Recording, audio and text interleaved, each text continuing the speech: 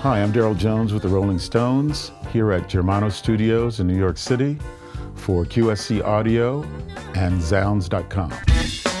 Growing up in Chicago, well, it's a blues town, so I think the combination of the fact that there's a Southern influence and it's an urban place, it's like gives enough slickness and also enough like feeling. Miles' nephew and I, Vince Wilburn Jr., played around the Chicago scene together in the years before I started playing with Miles. And he was in Japan with Miles, kind of working as Miles' assistant. Miles decided he wanted a new bass player, and he asked Vince, is there anybody in Chicago that I should hear? And Vince said, yeah, you should hear Darryl. So they called me on the phone. And the next sound I heard was, Darryl. And I said, this is Miles. And he says, when can you be in New York? And it was a Monday.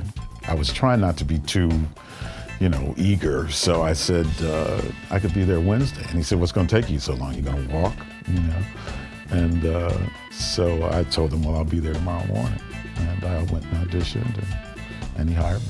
I think Miles probably influenced me most just in the way he taught me to be present in the moment when playing music and to listen. And it's an odd thing because everybody thinks that all musicians do it, but they don't all do it, and they don't always all do it in the same active way that he taught me to do it.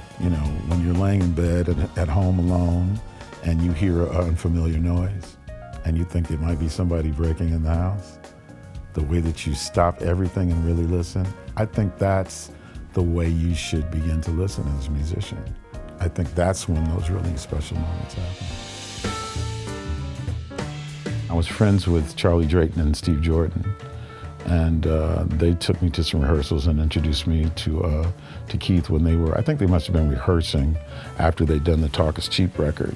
And then a couple of years passed, and a friend of mine in Chicago called and told me that Bill Wyman was leaving the Stones. And so I just thought to myself, And I mentioned that, I was a bass player and that I'd like to come and audition if they were going to be auditions. And they said, yeah, okay, well, we'll, put you on the list. And they did. And I auditioned a couple of times, actually. And they hired me. I would say one of the most memorable things that's happened since I started playing with the Stones is the gig that we did in Brazil, in Rio de Janeiro, Copacabana Beach.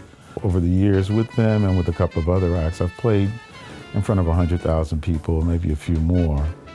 And playing in front of 1 million people is different. And I remember Keith went out on stage and we started with Jumpin' Jack Flash that night. And he started that guitar riff. And the sound from the audience when he started that riff was visceral. I mean, it felt like a wave of energy. And I remember he looked at me like he never felt that before too. I think we all had that deer in the headlights look, When the musicians playing together are all listening to each other, that's what opens the door for those golden moments. The advice I would give an aspiring musician is to listen, but in a really active way. I think that's what allows the magic in music to occur.